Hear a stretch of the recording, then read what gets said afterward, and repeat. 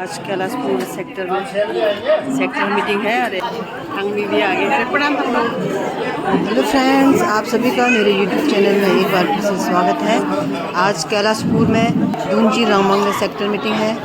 हमारे रंग कल्याण संस्था के संरक्षक श्री NS नपलचाल जी हंगमी हमारे बीच पहुंच चुके हैं। लेडीज़ भी आ गए हैं।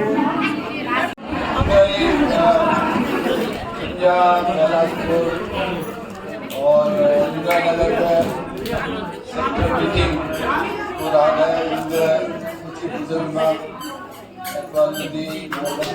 सम्मानित वरिष्ठ सदस्य और नगर कैलाशपुर विद्यार्थी मेजबान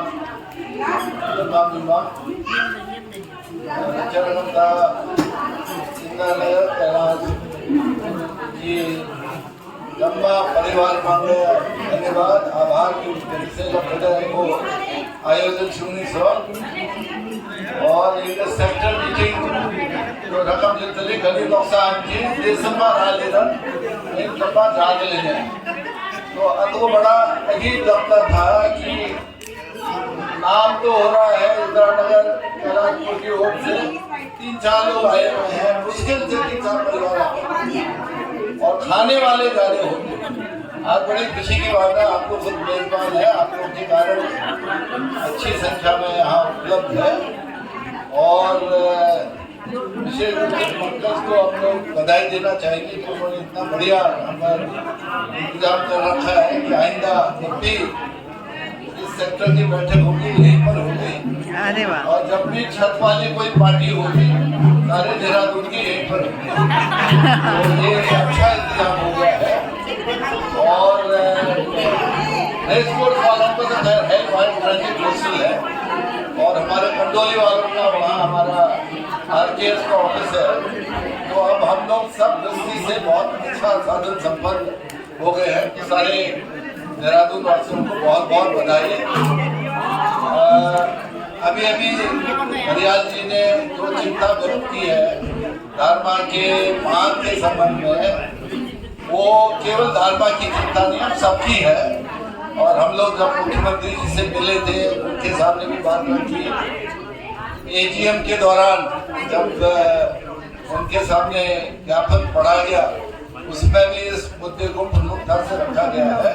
और अभी आप लोगों ने धारचूला में देखा होगा कि जब ये पूरे धारमा संघर्ष समिति के तत्वाधान में जब विरोध प्रकट किया गया था तो हमारे तीनों घाटियों के लोग बड़ी संख्या में उसमें शामिल हुए थे। बल्कि धारचूला के अन्य जो गैर रंग लोग हैं वो भी शामिल हुए और शासन को ये बात जरूर पहुंच गई होगी कि वहाँ के लोगों की क्या भावना है, क्या चिंताएं हैं। और वाकई में ये चिंता केवल धारमा क्षेत्र के लिए नहीं है बल्कि पूरा जो धारचूला ज्वालजी तक अफेक्ट होगा। कभी भी कोई प्रॉब्लम होती है इसके कारण हादसा होता है तो हम लोग सब इसमें एक साथ है। और जब भी कोई कदम उठाने की बात होगी तो हमारे रंग कल्याण संस्था भी साथ में होती है, चाहे कोई विधिक कार्रवाई करना हो। अभी हाल में धारचूला से हमारे स्थानीय शाखा के संरक्षक जी ने ये भी कहा था कि इसमें जो है NGT में नेशनल ग्रीन ट्रिब्यूनल में हमें PIL फाइल करनी चाहिए, कंप्लेंट फाइल करनी चाहिए, ये न बने। तो ये भी एक रास्ता हो सकता है। न्यायालय का रास्ता भी खुला है, सरकार को भी अपनी बात रखी जा रही है और उसमें आप धारमा वासियों को और विशेष रूप से दरियाल जी को ये महसूस नहीं करना चाहिए कि हम लोगों को इसकी चिंता नहीं है या संस्था जो है इससे संबंध नहीं है। हम लोग बार बार जो है मुख्यमंत्री से जब भी मिलते हैं इस बात को रखा है।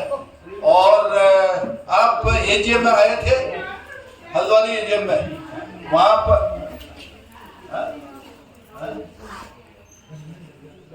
रोहित ने अपनी किताब में वहाँ के हमारे नीति माणा के माताओं बहनों के विरुद्ध बहुत ही गलत बातें उसने लिखी तो उसके खिलाफ FIR हुई और उसके विरोध में जो FIR जो है 18 फरवरी का, अभी तक उसमें सिर्फ जो है बयान दर्ज कार्रवाई नहीं हुई है, उसके विरोध में जो है तो उन्होंने प्रदर्शन कर किया।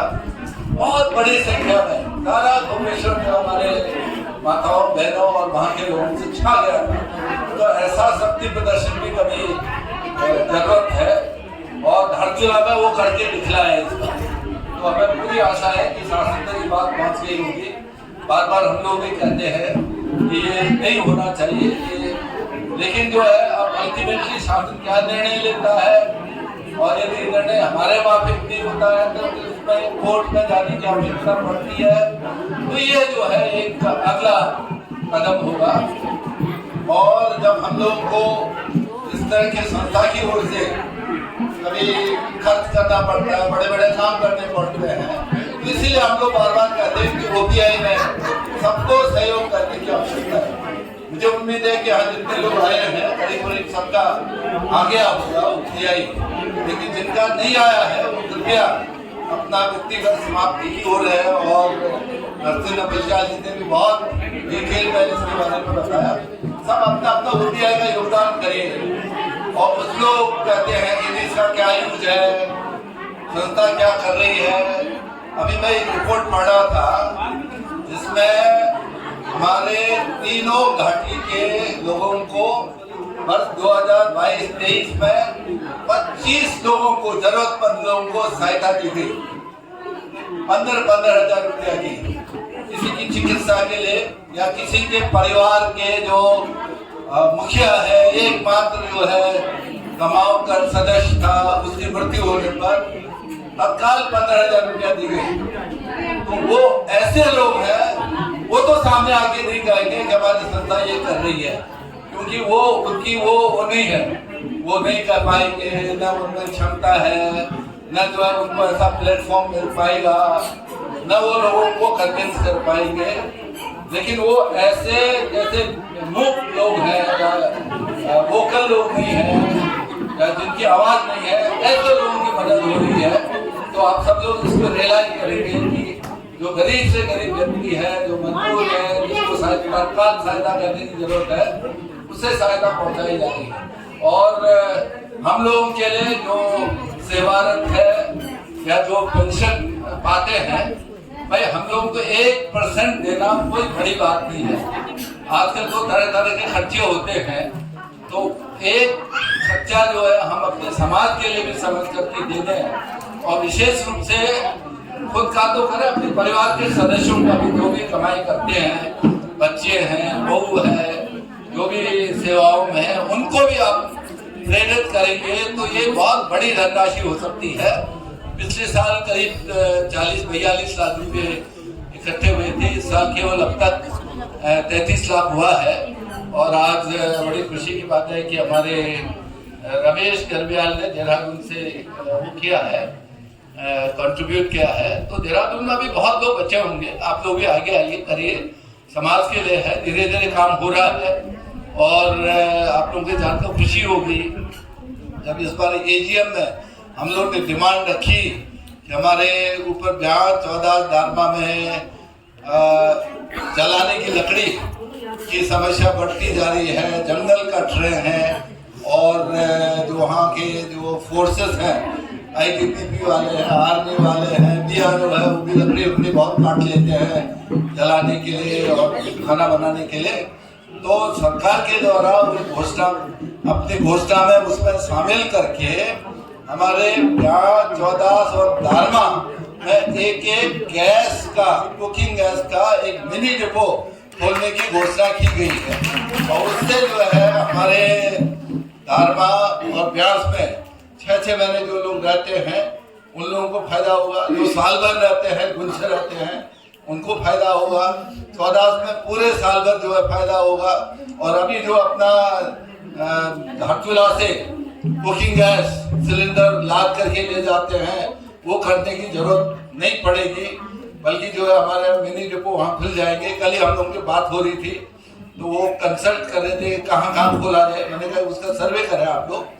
लेकिन धारचूला में अभी KMDN जो है ये गैस सप्लाई करती है, तो वही एजेंसी आगे भी करे तो सुविधाजनक होगी हमारे लिए। कोई IOC का कोई नया डिपो खोलना या नया एजेंट खोलना बनाना उसकी जरूरत नहीं होनी चाहिए। केएमबीए इस काम को करे। तो धीरे धीरे जो है हम लोग पहले अपने सेंटर में काम कर रहे थे, अब आगे अपने इलाके की तरफ बढ़ने की कोशिश कर रहे हैं। और जब वहां जाएंगे तो उसके लिए धनराशि की जरूरत पड़ेगी, संसाधनों की जरूरत पड़ेगी। और संस्था से जब अपेक्षा की जाएगी तब उस संस्था के हाथ में भी धनराशि कुछ होनी चाहिए।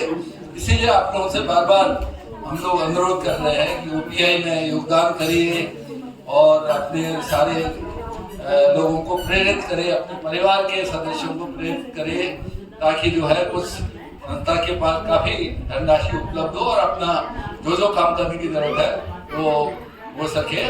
तो इस अवसर पर और ज्यादा मैं नहीं कहना चाहूँगा। आप लोगों को आने वाले होली की बहुत बहुत बधाई। और हर साल होली मिलन का कार्यक्रम होता है, तो उसमें दोबारा जल्दी ही मुलाकात होगी। इस साल तो गर्मी बहुत जल्दी पड़ रही है, तो आप लोगों को बहुत जल्दी होली मिलन का कार्यक्रम लगता है कि मार्च में ही आयोजित करना पड़ेगा। अप्रैल में तो बड़ा मुश्किल है, नहीं तो फिर ऊपर कहीं पहाड़ में जाना पड़ेगा मजदूरी की तरह कहीं। तो बहुत बहुत धन्यवाद हमारे इंदिरा नगर और कैलाशपुरी सेक्टर को। और कैलाशपुरी की मैं है तो इस बार आप लोगों ने बहुत बढ़िया इंतजाम किया है। बहुत बहुत धन्यवाद। Thank you.